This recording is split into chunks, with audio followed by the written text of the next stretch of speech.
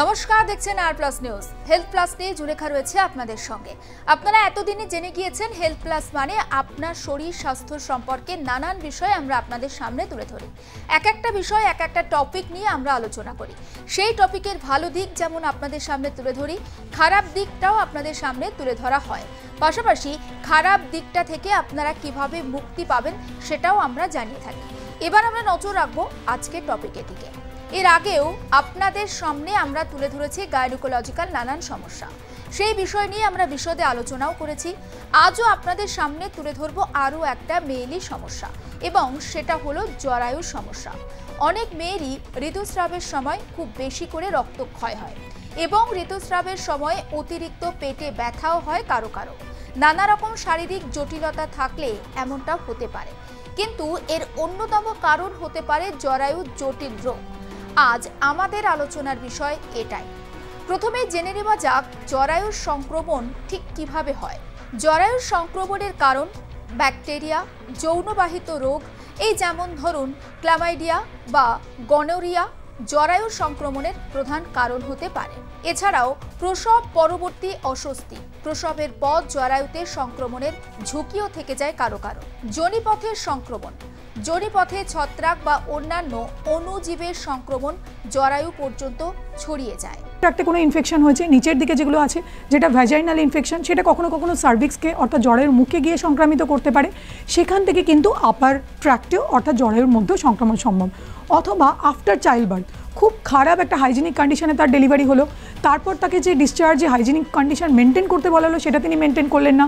খুব একটা প্যাড ঠিকঠাক করে একটা মেনস্ট্রুয়াল সাইকেলের সময়তে একটা কাপড় ইউজ করা হচ্ছে যেটাকে প্রপারলি স্যানিটাইজ করা হচ্ছে না, এরকম একটা ইল হেলথ একটা মেনটেন করা হচ্ছে, সেখান থেকেও কিন্তু এই ধরনের ভ্যাজাইনাল ইনফেকশন সেটা আপার ট্র্যাক্টে গিয়ে জরায়ু সংক্রমণ করতে পারে। অথবা খুব কমনলি যেটা হয় যে অ্যাবর্শন করাচ্ছেন, একটা ইললিগাল ওষুধ খেয়ে অ্যাবর্শন করিয়ে নিচ্ছেন, কোনো ডাক্তারের পরামর্শ নিলেন না, কোনো অ্যান্টিবায়োটিক নিলেন না, অথবা কোনো একটা জায়গা যেখানে প্রপার সেটআপই নেই সেখানে গিয়ে আপনি একটা অ্যাবর্শন করিয়ে নিলেন।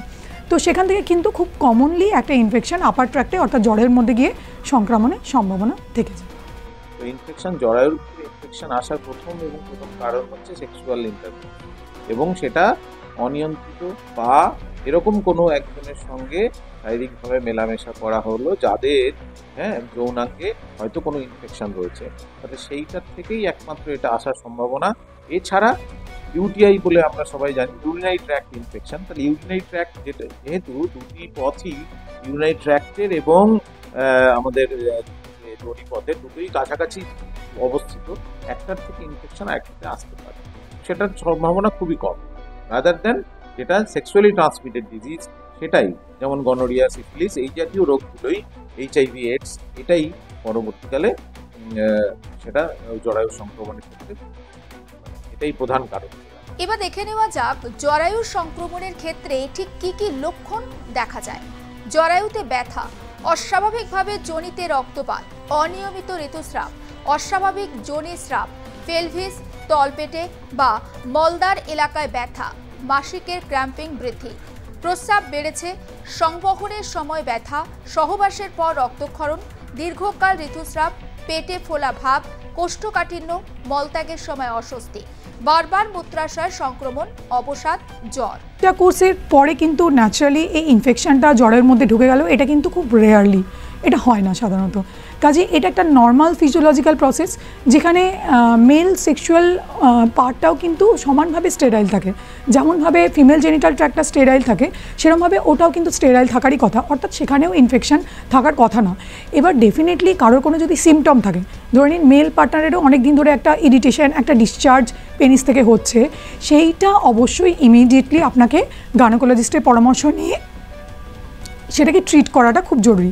কিছু কিছু ইনফেকশন ধরা পড়ে যেগুলো আমরা বলেই দিই যে ইনফেকশনটা যতদিন না ট্রিট হচ্ছে, সেটা ফিমেল ইনফেকশনও হতে পারে, ফিমেল জেনিটাল ট্র্যাক্টে ইনফেকশনও হতে পারে, যে লোয়ার ট্র্যাক্টে একটা ভ্যাজিনাল ডিসচার্জ, একটা ইরিটেশন, একটা ইনফেকশন আমরা ডায়াগনোসিস করলাম, তারপরে আমরা বলে কিন্তু দিই যে এই ধরনের ইনফেকশন কিন্তু সেক্সুয়ালি ট্রান্সমিটেড হয়, আপনারা কিন্তু যতদিন না ট্রিটমেন্ট চলছে ততদিন বেরিয়ার মেথড অর্থাৎ কন্ডোম ইউজ করবেন। সেই একই কিন্তু মেল পার্টনারের ক্ষেত্রেও অ্যাডভাইস করা হয় যে যতদিন এই ডিজিজটার ট্রিটমেন্ট না হচ্ছে ততদিন আপনারা সেফ মেথড ইউজ করুন বা অ্যাভয়েড ইন্টারকোর্স করুন। তাহলে এই ব্যাপারটা ক্লিয়ার করা গেল যে যদি কারোর কোনো সিমটম না থাকে, কোনো ডিজিজ কন্ডিশন না থাকে, একদম হেলদি কন্ডিশন, তখন কিন্তু ইনফেকশন এখান থেকে হওয়ার কথা না। এমন অবস্থায় কি সতর্কতা অবলম্বন করতে বলছেন চিকিৎসকরা, সেটাও আপনি জেনে নিন। তিনি যৌন ক্ষমতা হারাচ্ছেন, তার ইন্টারেস্ট হারাচ্ছে, লো ডিজায়ার, লো মুড, এইগুলো কিন্তু তার রোগটারই সিমটম। তাহলে যখনই আপনি রোগটাকে প্রপারলি ট্রিটমেন্ট করবেন তখন কিন্তু এগুলো অনেকটা ইমপ্রুভ হয়ে যাবে। তাহলে এটা যেমন সত্যি, সেরকম কিছু কিছু ক্ষেত্রে কিন্তু ড্রাগের সাইড এফেক্টও হয় না আমি বলবো না। প্রচুর পরিমাণে ঘুম পাচ্ছে, লেথার্জি লাগছে, স্পেশালি কখন হয় না যখন ডোজ বাড়ানো হচ্ছে, প্রথম শুরু করা হচ্ছে ট্রিটমেন্টটা, তখন কিন্তু এই ধরনের সমস্যায় পড়তে পারেন আপনারা।